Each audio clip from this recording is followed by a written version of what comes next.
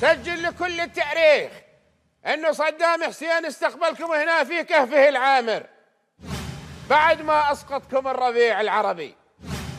اكتب علشان كل الأجيال تعرف أنه صدام حسين هو قائد الأمة. حيوان ما تسون.